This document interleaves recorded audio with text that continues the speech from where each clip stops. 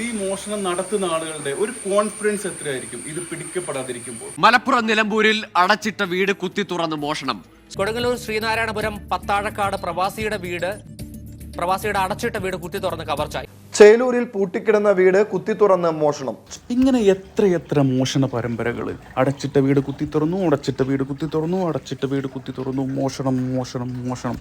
എന്ത് ധൈര്യത്തിലാണ് നമ്മൾ വീടുകളിൽ കിടന്നുറങ്ങുന്നത്? അല്ലെങ്കിൽ എന്ത് ധൈര്യത്തിലാണ് നമ്മൾ വീടൊന്ന് അടച്ചിട്ടിട്ട് എങ്ങോട്ടെങ്കിലും ഒന്ന് പുറത്തിറങ്ങുന്നത്?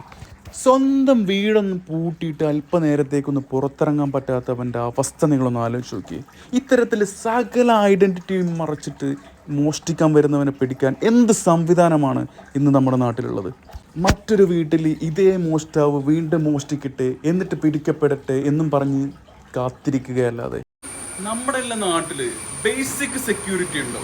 ബേസിക് സെക്യൂരിറ്റി എന്ന് പറഞ്ഞാൽ അടിസ്ഥാനപരമായിട്ടുള്ള സുരക്ഷ നമ്മുടെ എല്ലാ നാട്ടിലുണ്ടോ? നമ്മളൊക്കെ വളരെ അഭിമാനത്തോടു കൂടി സംസാരിക്കുന്ന നമ്മുടെ ഈ കൊച്ചു കേരളത്തിൽ സുരക്ഷ എന്ന് പറഞ്ഞൊരു സാധനം ഉണ്ടോ? ഞാൻ പറഞ്ഞു വരുന്നത് മോഷണ പരമ്പരകളെ കുറിച്ചാണ്.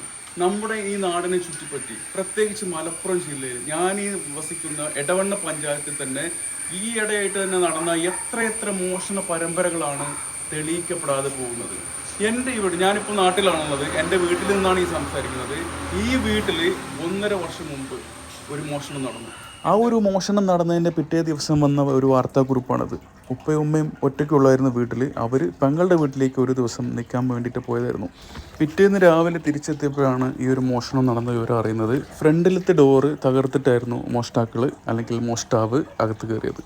താഴത്തെ നിലയിലും മേലത്തെ നിലയിലുമായിട്ടുള്ള 5 റൂമുകൾ അരിച്ചു പെറുക്കി അതിൽ എല്ലാ അലമാരകളും തകർത്ത്, മേശകളും തകർത്ത്, എല്ലാ ലോക്കുകളും തകർത്തിട്ടാണ് ഇവർ മോഷണം നടത്തിയത്.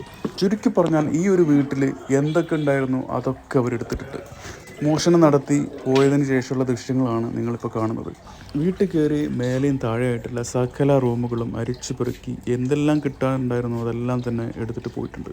എൻ്റെ കല്യാണ സമയത്ത് വൈഫിന് ഞാൻ കൊടുത്തിരുന്ന മഹർ, അതേപോലെ ഉമ്മാൻ്റെ കുറച്ച് സ്വർണ്ണാഭരണങ്ങൾ, വൈഫിൻ്റെ ഉപ്പ അവൾക്കായിട്ട് സമ്മാനിച്ച ബുദ്ധിമുട്ടി ഉണ്ടാക്കിയ കല്യാണ സമയത്ത് കൊടുത്തിരുന്ന സ്വർണ്ണാഭരണങ്ങൾ, ഇങ്ങനെ കുറച്ച് സ്വർണ്ണാഭരണങ്ങളും കുറച്ച് കാശും നമുക്ക് നഷ്ടമായി.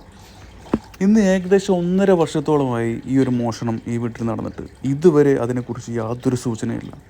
ഈ മോഷണം നടത്തുന്ന ആളുകളുടെ ഒരു കോൺഫിഡൻസ് എത്രയായിരിക്കും ഇത് പിടിക്കപ്പെടാതിരിക്കുമ്പോൾ?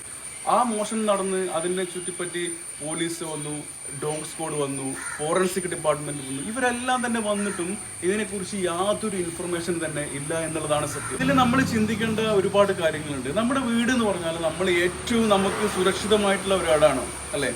ഈ വീട് തന്നെ നമുക്കൊന്ന് ലോക്ക് ചെയ്തിട്ട് നമുക്ക് പൂട്ടിയിട്ട് കുറച്ച് അപ്പുറത്തേക്ക് അല്ലെങ്കിൽ എങ്ങോട്ടെങ്കിലും ഒന്ന് പോകാൻ പറ്റാത്തൊരവസ്ഥയാണ് ഇപ്പോൾ എന്നുള്ളത്. ഈ വീഡിയോ കണ്ടുകൊണ്ടിരിക്കുന്നവർക്ക് തന്നെ പറയാനുണ്ടാവും, ഇതുപോലെ മോഷണം നടന്ന, ഇതുപോലെ വീട് പൂട്ടിയിട്ടിട്ട് പോയിട്ട് അവിടെ മോഷണം നടന്ന കേസുകൾ മാത്രം പറയാൻ നിങ്ങൾക്കൊക്കെ അറ്റ്ലീസ്റ്റ് ഓരോ കഥകളെങ്കിലും ഉണ്ടാവും. മറ്റ് രീതിയിലുള്ള പിടിച്ചുപറികളും മോഷണ കഥകളും ഒക്കെ നമ്മുടെ ചുറ്റും ഒരുപാടുണ്ടാവും. അതിൽ പിടിക്കപ്പെട്ടതുണ്ടാവും, പിടിക്കപ്പെടാത്തതുണ്ടാവും. ഞാൻ ഈ വീട് പൂട്ടിയിട്ടിട്ട് പോയിട്ട് മോഷണം നടന്ന കാര്യങ്ങളെക്കുറിച്ചാണ് ഞാൻ സ്പെസിഫിക് ആയിട്ട് പറയുന്നത്.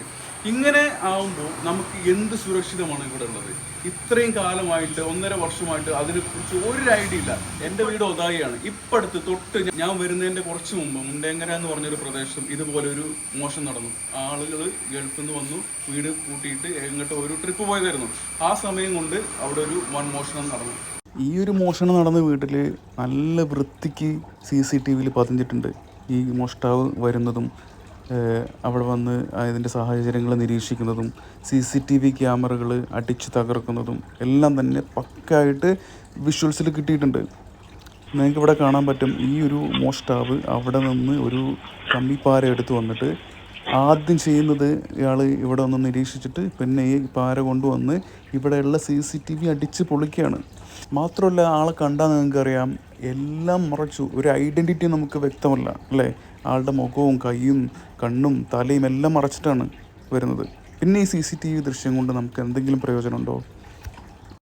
എൻ്റെ ഈ ഒരു വീട്ടിൽ മോഷണം നടന്നപ്പോൾ ആളുകൾ ഒന്നടങ്കം പറഞ്ഞു, നിങ്ങൾ ഈ റോഡ് സൈഡിലുള്ള ഈ വീട്ടിൽ ഒരു CCTV വെച്ചുകൂടായിരുന്നു, എന്നാൽ നമുക്ക് എന്തെങ്കിലും ഒരു ഇൻഫർമേഷൻ കിട്ടുമായിരുന്നില്ലേ എന്നൊക്കെ ചോദിച്ചു. ഞാൻ തിരിച്ചു ചോദിക്കുകയാണ്, CCTV ഉണ്ടായിരുന്നെങ്കിൽ എന്തെങ്കിലും പ്രയോജനം ഉണ്ടായിരുന്നോ? ഇപ്പോൾ ഇതേ നോക്കിയേ, ഈ വിഷ്വൽസിൽ നിങ്ങൾ കാണുന്ന ആൾ CCTVയിൽ പതിഞ്ഞ വിഷ്വൽസാണ്. എന്തെങ്കിലും ഒരു ഇൻഫർമേഷൻ ഇയാളെ കുറിച്ച് നമുക്ക് കിട്ടുമോ? ഇനി ഈ ഒരു വിഷ്വൽസ് നമുക്ക് പോലീസിന് കൊടുത്താൽ പോലീസിന് ഇതെന്തെങ്കിലും ഇത് വെച്ചിട്ട് ചെയ്യാൻ പറ്റുമോ? ഞാൻ പറഞ്ഞു വരുന്നത്, എന്തെങ്കിലും ഒരു ഇതുപോലത്തുള്ള മോഷണങ്ങളോ അല്ലെങ്കിൽ ഇതുപോലത്തെ പ്രശ്നങ്ങളോ നടന്നാൽ വെറും ഒരു CCTV ദൃശ്യങ്ങളെ മാത്രം ആശ്രയിച്ചിരിക്കാതെ, അല്ലെങ്കിൽ ഏതെങ്കിലും മറ്റേതെങ്കിലും വീടുകളിൽ ഇങ്ങനെ വീണ്ടും ഒരു കേസ് നടന്ന് അവരെ പിടിക്കുന്നത് വരെ വെയിറ്റ് ചെയ്യാതെ, ഇത്തരത്തിലുള്ള പ്രശ്നങ്ങൾ നടക്കുമ്പോൾ, ഇത്തരത്തിലുള്ള മോഷണ പരമ്പരകൾ നടക്കുമ്പോൾ ഇവരെ പിടിക്കാൻ വേറെ എന്തെങ്കിലും ഒരു മാർഗം കണ്ടെത്തേണ്ടതില്ലേ? നമ്മുടെ നാട്ടിൽ, നമ്മുടെ കേരളത്തിലെ പോലീസ് സംവിധാനം കഴിവ് കെട്ടവരാണെന്നോ പോരാത്തവരാണോ എന്നൊരു അഭിപ്രായം എനിക്കില്ല. പക്ഷേ ഇത്തരത്തിലുള്ള സംഭവങ്ങളെ പിടിച്ചു കെട്ടാൻ വേറെ എന്തെങ്കിലും ഒരു മാർഗം കൊണ്ടുവരേണ്ടതുണ്ട്. അതിൽ പ്രോപ്പറായിട്ടുള്ള ഒരു ട്രാക്കിംഗ് സിസ്റ്റമോ അങ്ങനെ എന്തെങ്കിലുമായിട്ട് കൊണ്ടുവന്നാലേ ഇത്തരക്കാരെ പിടിക്കാൻ പറ്റുള്ളൂ. നിങ്ങളീ കണ്ടുകൊണ്ടിരിക്കുന്നതാണ് ഞാൻ പറഞ്ഞ മോഷണം നടന്ന എൻ്റെ വീട്. നമ്മുടെ എടവണ്ണ അരീക്കോട് റോഡ് സൈഡിൽ, മെയിൻ റോഡിൻ്റെ തൊട്ടടുത്തായിട്ടാണ്, റോഡിന് ചാരിയാണ് എൻ്റെ വീട് നിൽക്കുന്നത്. ഇത്തരം ഒരു റോഡ് സൈഡിലുള്ള ഒരു വീട്ടിലാണ് ഇങ്ങനെ ഒരു മോഷണം നടത്തിയിട്ട് അവർ രക്ഷപ്പെട്ടത്. അപ്പോൾ മറ്റുള്ള സ്ഥലങ്ങളിൽ കുറച്ചുള്ളിലേക്കുള്ള അവസ്ഥയ്ക്ക് എന്തായിരിക്കും? എൻ്റെ ബലമായ സംശയം, നമ്മുടെ എല്ലാ നാടുകളിലും ഈ ഒരു മോഷണ ശൃംഖലയുടെ ഏജൻറ്റുമാരുണ്ട്. ഈ ഏജൻറ്റുമാർ ഈ ആളൊഴിയുമ്പോൾ അല്ലെങ്കിൽ വീട് പൂട്ടിയിട്ട് പോകുമ്പോൾ അത് നല്ല രീതിയിൽ അത്തരം വീടുകൾ ഒബ്സർവ് ചെയ്തിട്ട് കമ്മ്യൂണിക്കേറ്റ് ചെയ്തിട്ടാണ് ഇങ്ങനെ നടക്കുന്നത്. അല്ലെങ്കിൽ ഇവർക്ക് ഇത്രയും കുറഞ്ഞ സമയം കൊണ്ട് ഇത്രയും കറക്റ്റായിട്ട് ഇവർക്ക് കാര്യങ്ങൾ അറിയും, അതനുസരിച്ച് മോഷണം നടത്താനുള്ള സമയം കിട്ടത്തില്ല. ഇപ്പോൾ തൊട്ടടുത്ത് പന്നിപ്പാറ ഒരു ഭാഗത്ത് വൈകുന്നേരം 6 മണിക്ക് പോയിട്ട് ആ ഫാമിലി 10 മണിക്ക് തിരിച്ചെത്തി. ഇതിൻ്റെ ഈ ഒരു സമയത്തിൻ്റെ ഗ്യാപ്പിൽ ഇത്രയും മണിക്കൂറുകൾക്കിടയിൽ മോഷണം നടത്തിയിട്ട് മോഷ്ടാക്കൾ പോയി. അതല്ലെങ്കിൽ പിന്നെ നമ്മുടെ വീടുകളിൽ നമ്മൾ കമ്മ്യൂണിക്കേറ്റ് ചെയ്യുന്ന കാര്യങ്ങൾ, അല്ലെങ്കിൽ നമ്മൾ പ്ലാൻ ചെയ്യുന്ന കാര്യങ്ങൾ, നമ്മൾ പ്ലാൻ ചെയ്യുന്ന ട്രിപ്പുകൾ, ഇതെല്ലാം ട്രാക്ക് ചെയ്യുന്ന, അല്ലെങ്കിൽ കള്ളന്മാർക്കും മോഷ്ടാക്കൾക്കും ഇത് ട്രാക്ക് ചെയ്യാൻ പറ്റുന്ന സംവിധാനങ്ങൾ ഇന്നത്തെ കാലത്തുണ്ടാവും. ഇന്നിപ്പോൾ AI എറയാണ്. ഈ AI സംവിധാനങ്ങൾ ഉപയോഗിച്ച്, അല്ലെങ്കിൽ ഇത്തരത്തിലുള്ള ആപ്ലിക്കേഷൻസ് ഉപയോഗിച്ച് നമ്മളുടെ കമ്മ്യൂണിക്കേഷൻസും പ്ലാനുകളൊക്കെ ട്രാക്ക് ചെയ്ത് കഴിഞ്ഞാലും ഇതുപോലെ കറക്റ്റായിട്ട് വ്യക്തമായിട്ട് പ്ലാൻ ചെയ്ത് കാര്യങ്ങൾ ചെയ്യാൻ പറ്റും അവർക്ക്. അപ്പോൾ ഞാൻ പറഞ്ഞു വരുന്നത്, നിങ്ങളുടെ വീടുകളിൽ ഇത്തരം സംഭവങ്ങൾ നടന്നാൽ റെസ്പോണ്ട് ചെയ്യുക, പ്രതികരിക്കുക. നമ്മളൊരു പോലീസിൽ കേസ് കൊടുത്തുകൊണ്ട് മാത്രം അതൊന്നും ചിലപ്പം ആയിക്കോണമെന്നില്ല.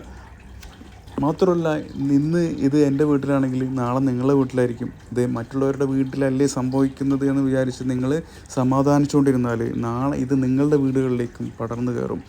അതുകൊണ്ട് ഇത്തരം മോഷണ പരമ്പരകളെ, ഇത്തരം ശൃംഖലകളെ നമ്മൾ പിടിച്ച് കിട്ടിയേ മതിയാവൂ. അതിനുവേണ്ടി നിയമ സംവിധാനങ്ങളും നാട്ടുകാരും എല്ലാവരും തന്നെ ഒരുമിച്ച് നിന്നാൽ മാത്രമേ ഇത്തരം ശൃംഖലകളെ, മോഷണ പരമ്പരകളെ നമുക്ക് ഇല്ലായ്മ ചെയ്യാൻ പറ്റുള്ളൂ. നമ്മുടെ പോലീസ് സംവിധാനങ്ങളോട് എനിക്ക് പറയാനുള്ളത്, നമ്മുടെ പരമ്പരാഗതമായിട്ടുള്ള രീതികൾക്ക് വേണ്ടി വെയിറ്റ് ചെയ്യാതെ, മോഷ്ടാക്കൾ നമ്മുടെ മുമ്പിലേക്ക് ചാടി വരുമെന്ന് വിചാരിച്ച് നിൽക്കാതെ പുതിയ സംവിധാനങ്ങൾ ഉപയോഗിക്കുക, പുതിയ ട്രാക്കിംഗ് സിസ്റ്റംസ് ഉപയോഗിക്കുക. ഞാൻ പറഞ്ഞ പോലെ ഇവരൊക്കെ അഡ്വാൻസ്ഡ് ആയിരിക്കും. അല്ലെങ്കിൽ ഇത്തരം പ്രൊഫഷണൽ രീതിയിൽ, ഇത്തരം പെർഫെക്റ്റായിട്ട് കാര്യങ്ങൾ ഈ ചെറിയ ഇടവേളകളിൽ മോഷണം നടത്തിയിട്ട് അവർക്ക് മാഞ്ഞു കളയാൻ പറ്റില്ല. ഇത്തരം മോഷണങ്ങൾ നടന്ന വീടുകളിലുള്ള ആളുകളോട് എനിക്ക് പറയാനുള്ളത്, ഒരു കേസ് പോലീസിൽ ഫയൽ ചെയ്തിട്ട് മിണ്ടാണ്ടിരുന്നാൽ കാര്യങ്ങൾ നടക്കില്ല. വീണ്ടും അത് ഫോളോ അപ്പ് ചെയ്യുക. റെസ്പോൺസ് ഇല്ലാന്നുണ്ടെങ്കിൽ പ്രതികരിക്കുക. കാരണം നമ്മൾ ഇത്തരക്കാരെ ഇങ്ങോട്ട് വരട്ടെ എന്നും വിചാരിച്ച് വെയിറ്റ് ചെയ്തുകൊണ്ടിരുന്നാൽ കാര്യങ്ങൾ നടക്കില്ല. ഇത്തരം പ്രശ്നങ്ങൾ ആവർത്തിച്ചുകൊണ്ടേയിരിക്കും. നമ്മുടെ എന്തെങ്കിലും നഷ്ടപ്പെട്ടാൽ അത് നമുക്ക് മാത്രമായിരിക്കും നഷ്ടം.